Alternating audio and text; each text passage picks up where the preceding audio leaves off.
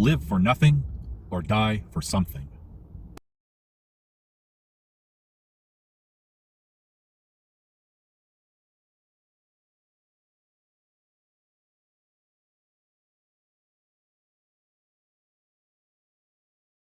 Hello, it's April 2022, and I'm briefly going to be talking about something that a lot of my supporters and some people have been following my story for many years even already know. And I did leave a very, very big clue in one of my recent videos, and if you missed it, I don't know what more I can say.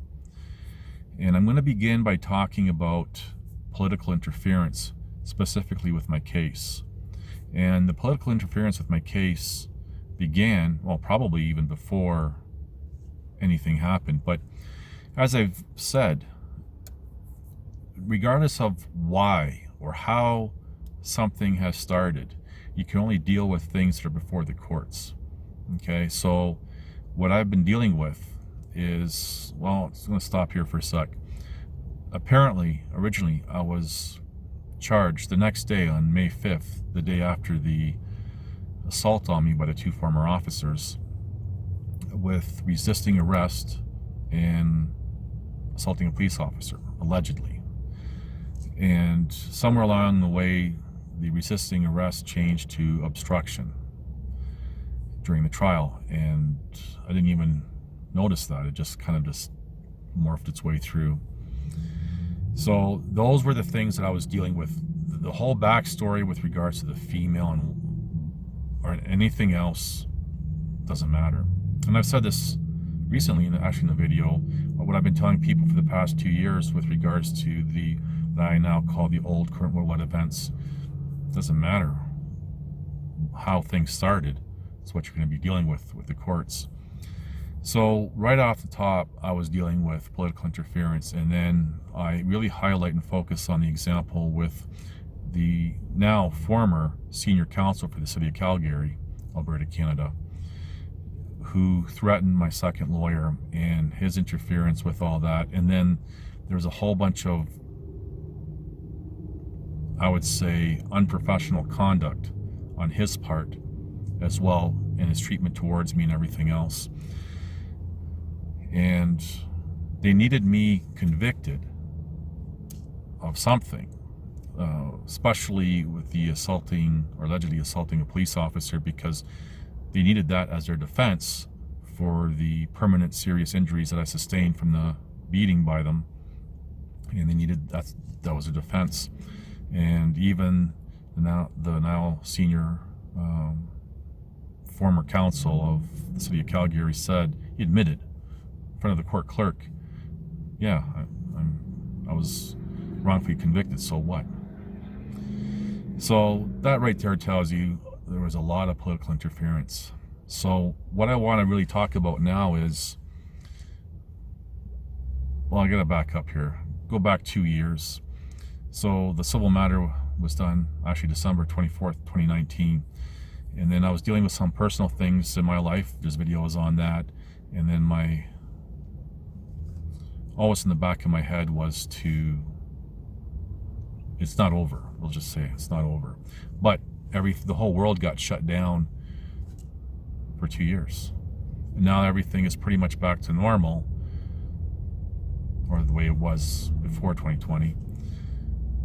I have written a letter to provincial and even federal, call them governing bodies or whatever you want to call them, basically asking for help for some remedies, for example, a mistrial. And it's been really, really eating at me. Part of me has hung on to keep going, and the other part that's destroying me mentally and physically, because it's both are connected, to just give up. And either, I'm probably just really stubborn. Wouldn't say that I'm overly smart, but whatever. I wrote these letters, and the letters have been sent out, and now I just wait for a reply. And if somebody thinks, for example, that, well, they can't do anything because that'll be political interference, the problem is political interference created the situation. Now, having governing bodies now intervene is not political interference. It's them correcting a wrong. And all I can do is pray that something good comes out of this, because we got to think it's been almost 10 years. Well, 10 years from my perspective when 2012 when all this started for me, but 9 years with regards to the criminal courts and everything else and the civil proceedings. And it's just time for these people to do the right thing,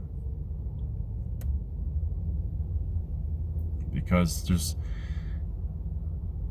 how many people have lost their careers, had their careers compromised because of this, and I'm still the one carrying the burden. It doesn't make sense. And regardless of what law is what law is really about, how it really works in reality, it's supposed to be about what the people want. For society, truth and justice and all this other stuff. So all I can do is just hope and pray. And it was my efforts, for example, meeting with the female secretly recording and getting her confessions about the false allegation that it was all nonsense, and more about what was going on behind the scenes that actually really protected me.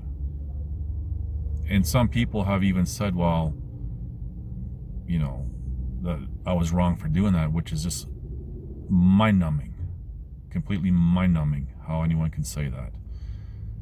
And let's set that aside for a second. It's an opinion, someone's opinion.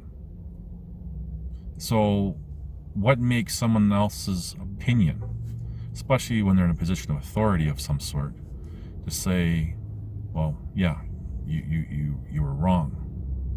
No. Until you experience it, you're there, you're having to deal with it, you have nothing to say. But, you know, and if anyone just took the time to talk to me back in 2012, actually talk to me, then all this could have been avoided. But it left me in a situation, one in a lifetime, cross my fingers, situation like that specifically. So I just want to give a heads up that I'm still trying to fight for truth and justice, for whatever it's worth. Wherever it takes me, it takes me. Really not holding my breath for anything, but it is what it is. So, thank you for watching. Please like, subscribe, comment, and share.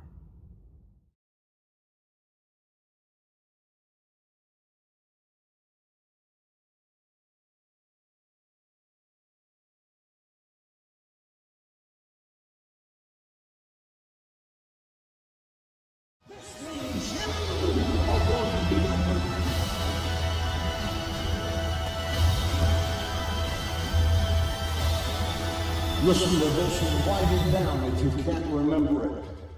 You're never going to outgrow warfare. You simply must learn to fight. I hear people saying, you know, oh, when is it going to get easier? When you die.